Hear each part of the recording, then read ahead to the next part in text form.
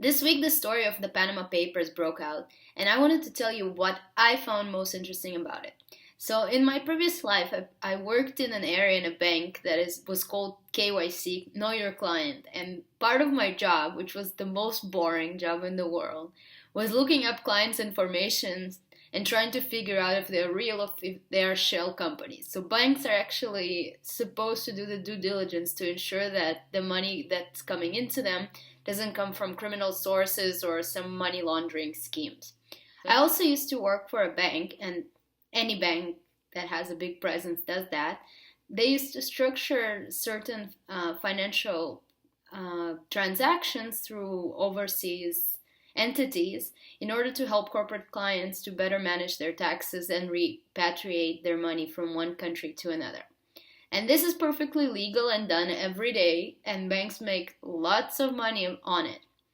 But in the Panama Papers, there's a lot of interesting stories, especially in the story of the jealous friend of Vladimir Putin, on how offshore structures are used to hide identity of individuals and used to transfer money from one place to another without it being detected as money laundering. So here are a few examples. So imagine you want to receive a bribe from a company, but you can't receive it to your individual account because, of course, your constituency, the people in your country, will find out that you're receiving bribes. So what do? You create an offshore entity, and then a company lends money to this offshore entity, let's say $100.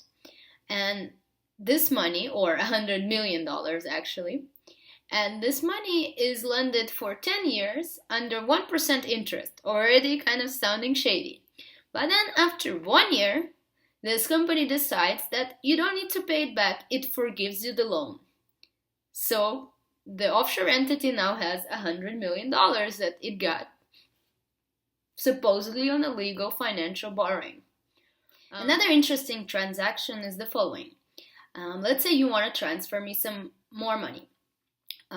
We enter into a trade agreement and sign a contract that if you break this agreement, you have to pay me $750,000. So on the same day, you send me a contract, I sign it, we finalize it, and 10 minutes later, you send me a contract cancellation notice.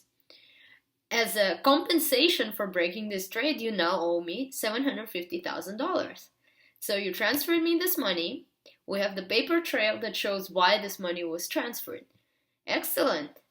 A third interesting transaction that our jealous friend was involved in, he was providing some consulting services. Nothing wrong with that. And receiving $30 million for these consulting services.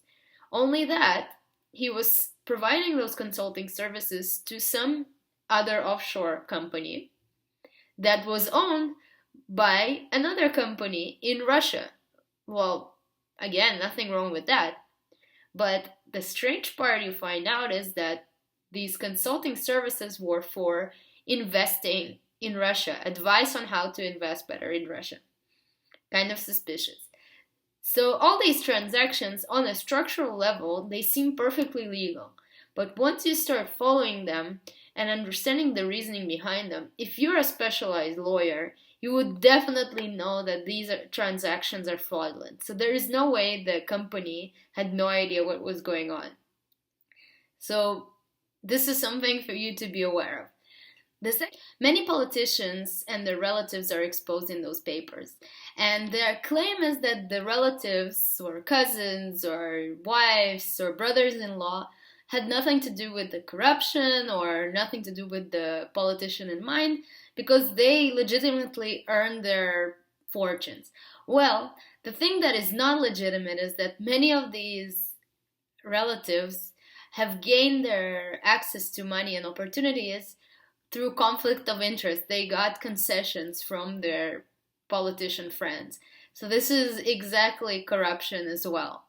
So I'm looking forward to what's coming next. I'm also looking forward to see what are the US names that are going to be listed, because the US has been claiming that it's so morally superior and it's these developing countries that have those issues.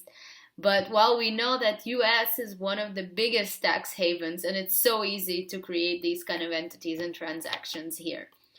So let's see what happens, and until next time, maybe I'll make another video about it.